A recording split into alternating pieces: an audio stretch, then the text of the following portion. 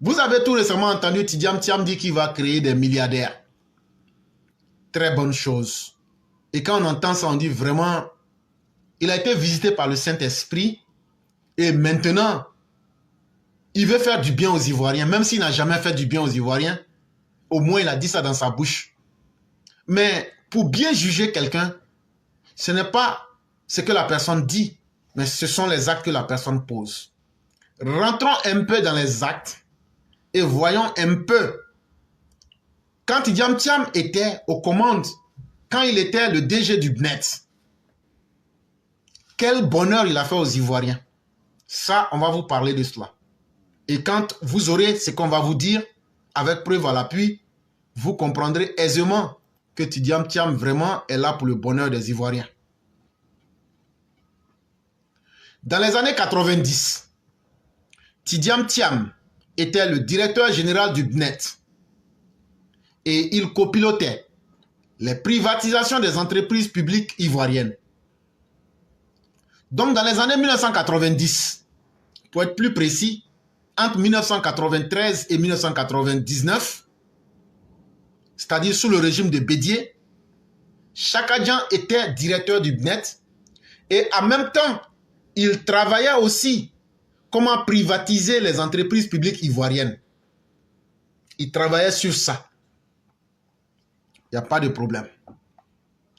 Kofi Bergson, un homme d'affaires ivoirien, détient la licence Loteni Telecom depuis 1996.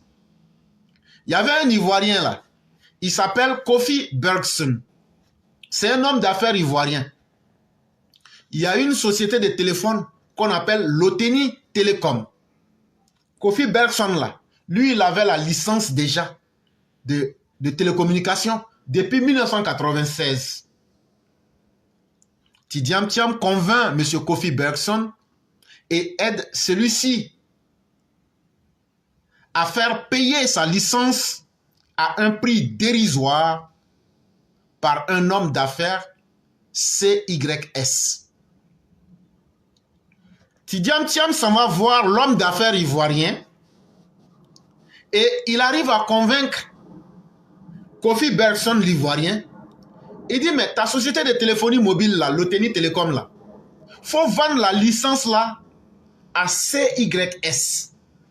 CYS, lui, c'est un étranger. Cet homme d'affaires éjectera plus tard Kofi Bergson de sa propre entreprise. Quand Kofi Bergson suit les conseils de Tidiam Thiam, il rentre en partenariat donc avec CYS qui est un homme d'affaires étranger qui n'est pas ivoirien. Plus tard, quand CYS, l'homme d'affaires étranger, prend de la puissance, qu'est-ce qu'il fait? Il chasse Kofi Bergson, l'homme d'affaires ivoirien, de Loteni Telecom. Et ce n'est pas moi qui invente les faits. Je vais vous mettre la vidéo. Donc, et je dis toujours, j'ai fait au moins 1 milliardaire en dollars dans ma vie, parce que j'étais... il y en a un qui est venu me voir, il me dit, ah mais tes licences, là, il y a un des 3 attributaires qui veut vendre sa licence pour 60 000 $. J'ai dit, écoute, achète-la. Il m'a dit, mais tu es sûr, c'est histoire de mobile et tout ça? Je dis, non, non, vas-y. Donc maintenant, je lis ses interviews dans les journaux, c'est le pape de la téléphonie mobile en Afrique, il explique toute sa stratégie à long terme, comment il est devenu le roi du numérique. Est-ce que vous avez bien compris? Il explique que CYS, l'homme d'affaires étranger, est venu vers lui pour lui demander qu'il y a Kofi Bergson qui veut vendre sa licence. L'Ivoirien là. Et lui, il dit il faut payer. Et grâce à ça, il a fait un milliardaire. Mais ce qu'il oublie de dire, c'est qu'il a fait un milliardaire qui n'est pas ivoirien.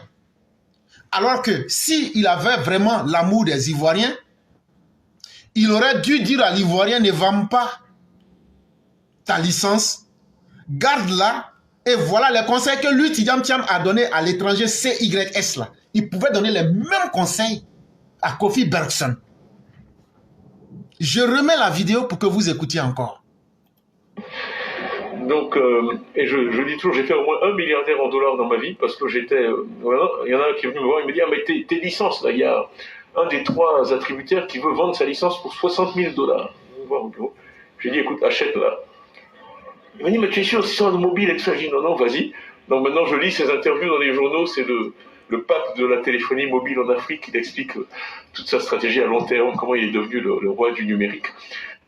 Et donc, quand on vous dit ça, tous ceux qui comprennent ce que nous sommes en train de dire, vous comprendrez que Tidiane Thiam est dans une nébuleuse internationale. Son objectif n'est pas d'aider les Ivoiriens, encore moins à faire quelques milliardaires que ce soit. C'est un langage politique pour séduire, mais il ne dit pas que ce nouveau milliardaire qu'il aurait fait, il ne dit pas qu'il a arraché cette opportunité à un Ivoirien pour donner ça à un étranger. Il ne le dit pas. Le rachat d'un tel fleuron économique les rendait hyper riches. Mais leur victoire leur est publiquement arrachée au profit de France Télécom, entreprise étrangère. En 1994, il est décidé de la privatisation de Filtisac. Donc ça, c'est un premier cas qu'on vient de vous dire. Tidiane Thiam est là pour les grandes multinationales étrangères. Tidiane Thiam, c'est l'agent des grandes multinationales qui est là pour retirer les opportunités aux Ivoiriens pour les remettre aux grandes entreprises. Et si vous remarquez très bien même, c'est sur ces grandes entreprises-là qu'il compte pour pouvoir venir prendre le pouvoir. Et donc ce n'est pas fait pour arranger les Ivoiriens. Et ce n'est pas parce qu'il dit des mots intéressants que dans la réalité, il fera des choses telles qu'il le dit. Parce qu'une fois élu là, il n'a aucune obligation de tenir ses promesses. Et vous le savez très bien. Quelqu'un qui n'est pas capable de payer sa bonne, alors qu'il y avait un engagement entre eux, quelqu'un qui a été incapable de payer sa bonne, ce n'est pas lui qui va respecter sa parole pour faire des milliardaires. Quelqu'un qui, lorsque la banque Crédit Suisse est en train de tomber, lui-même, il se paye avec ses camarades sur l'argent de la banque. Ce n'est pas cette personne-là qui va faire des milliardaires. Et donc, si on vous explique clairement, si vous voulez, vous entendez ce qu'on dit. Si vous voulez, vous ne comprenez pas. Nous, ce n'est pas notre problème. Mais on a mis les faits en face de vous. On a mis les vidéos. À vous de prendre ou de ne pas prendre. Ça n'engage que vous. Il y a eu encore un autre deuxième cas. En 1994, il est décidé de la privatisation de la Filtisac. Tout le monde connaît Filtisac. C'est eux qui créent les sacs là. En côté de l'université d'Abobo, tu vois, il y a Filtisac qui est là-bas aussi. En 1994, on dit on va privatiser cette entreprise. Ça veut dire, on va vendre l'entreprise au secteur privé. C'est lui, Tidiane Thiam, qui s'occupait des négociations. Et qu'est-ce qu'on a constaté? Plusieurs hommes d'affaires ivoiriens souhaitent prendre l'entreprise Filtisac. Mais au final, Tidiane Thiam et son équipe, qui étaient à la tête de cette privatisation, décident d'attribuer Filtisac au fonds Aga Khan, une entreprise turque ou, si vous voulez, une entreprise ottomane. Et qu'est-ce qu'ils font? Ils disent, il y a plusieurs hommes d'affaires ivoiriens qui viennent, qui disent, nous on peut prendre l'entreprise, nous on va prendre l'entreprise. Tidiane Thiam refuse de laisser les Ivoiriens entrer dans Filtisac en tant que des partenaires et il les met à côté et il donne, il privatise la société et il donne le marché de Filtisac à une compagnie turque qu'on appelle les fonds Aga Khan.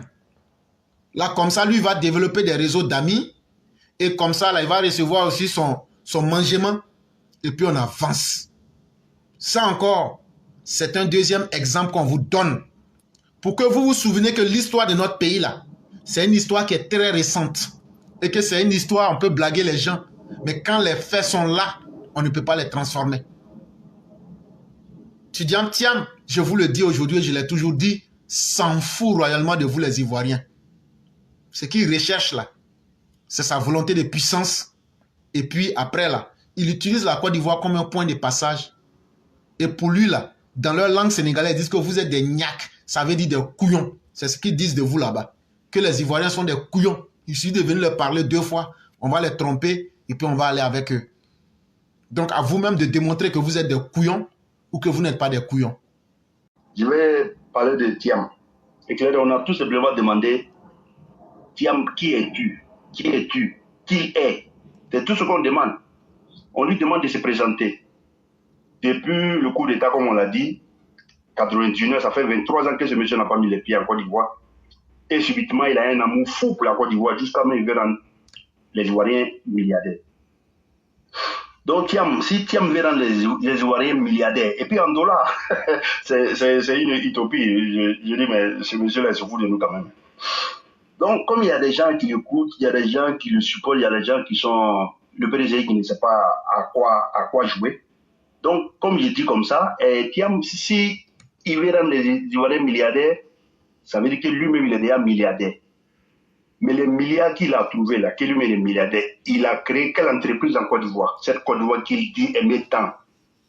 Il a aidé quel jeune Ivoirien? Il a embauché quel jeune Ivoirien?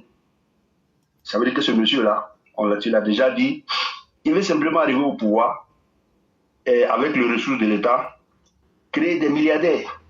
Ses amis milliardaires, comme Laurent Gbagbo l'a fait, avec les Blé Koudé, les Awa Stallone, ces voyous, ces désœuvrés-là qui n'avaient rien à faire que de chanter dans les rues, à qui on donnait des milliards pour organiser des meetings. Éclairé Tidiane Thiam n'a aucun projet. Parce que moi, j'ai écouté quand il y a un journaliste qui lui a demandé mais comment vous allez faire pour créer ces milliardaires? Il a dit non, il demande seulement aux entreprises d'investir. Et puis voilà, à partir de là, il va créer ces milliardaires. Voilà. Les entreprises ne viennent pas comme ça. Les entreprises viennent parce qu'il y a une politique qui est déployée.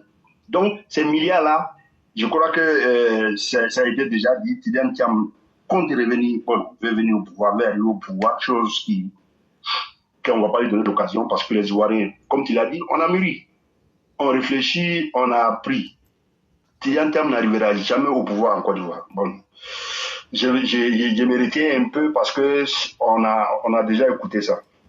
Donc, Tidiane Thiam n'attend que les ressources de l'État pour rendre ses amis milliardaires. Des choses que nous n'allons pas lui permettre. Éclairé, ce monsieur-là n'a même pas une maison en Côte d'Ivoire. Il n'a même pas une seule maison en Côte d'Ivoire. Cette Côte d'Ivoire qui dit aimer tant. Cette Côte d'Ivoire qu'il a passé 23 ans se pavaner dans le monde sans même arriver, même quand des membres de sa famille décédaient. Donc, Tidiane Thiam, on le sait, nous on l'a déjà dit, et on le connaît déjà, ce monsieur-là ne peut rien apporter à la Côte d'Ivoire. Le PDCI, qui, comme on le dit, quand quelqu'un se noie, il est capable même de s'accrocher à la gueule du crocodile. Et le PDCI, depuis Bédié, le PDCI est en décadence parce que Bédié a géré le PDCI comme sa maison. Voilà pourquoi le PDCI, la base du PDCI n'est que dans le V-Baoulé. Et ce V-Baoulé-là, nous allons les arracher parce que tout le monde aspire au développement. Tout le monde aspire au bien-être. Et Arikona Bédié n'a pas porté bien-être au PDCI. Il a apporté bien-être à sa famille. Et le pays ne se gère pas avec la famille. Le président Hassan Ouattara nous donne l'exemple parce qu'aujourd'hui, regardez tous les cadres qui sont RHDP. Je ne dis même pas RHDP seulement. Tous les cadres aujourd'hui qui gèrent la Côte d'Ivoire. Toutes les régions de la Côte d'Ivoire, tous les villages de la Côte d'Ivoire sont représentés au plus haut niveau de l'administration. C'est comme ça qu'on gère un pays. On a vu la gestion du Bédié et de Laurent Gbagbo. Éclairé, comme je l'ai dit, aujourd'hui là, à Tidiane Thiam, nous n'allons pas lui donner l'occasion. On ne l'insulte pas. Les gens, ils sont un peu du... Vous voyez, à Bredoumi Soumaïla Traoré, à qui on a demandé est-ce que Tidiane Thiam n'a pas renoncé à sa nationalité? Il n'a pas été capable de répondre. Ce monsieur qui pense savoir bien parler, il n'a pas été capable de répondre.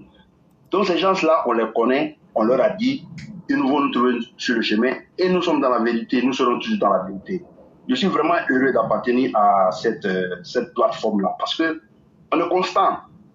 Jusqu'à aujourd'hui, là, personne ne va venir nous contredire. Des gens peuvent venir avec des mensonges, et le mensonge, le lendemain, c'est sûr. Donc, vraiment, merci à toi.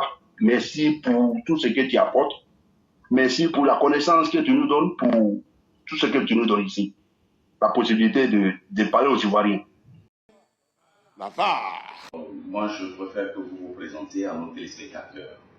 Je suis Kimna Yemi, né le 15 octobre 1967 à Balgou Zaoussé, sous-préfecture de Koupela, au Burkina Faso.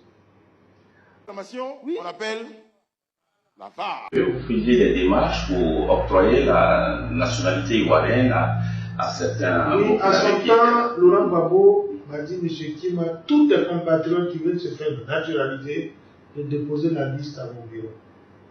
Et je pense que j'ai fait plus de 2 à 3 000 Burkinabés confondus, Maliens, Guinéens, qui ont été naturalisés par l'ancien président Laurent Gbagbo.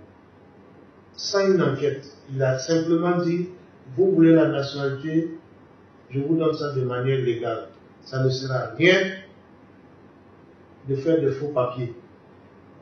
Et à chaque fois qu'un de mes compatriotes venait me voir, que je vois que c'est quelqu'un qui est intégré, qui apporte un plus à la Côte d'Ivoire, il n'y a pas de raison que je ne prenne pas ces documents et puis présenter ça au président pour que le secrétaire général du gouvernement à l'époque, qui s'appelait Thielou, sorte le décret et envoie au conseil des ministres pour que le président signe, pour que ce dernier ait sa nationalité. Je pense que c'est quand même aussi un grand pas. Absolument.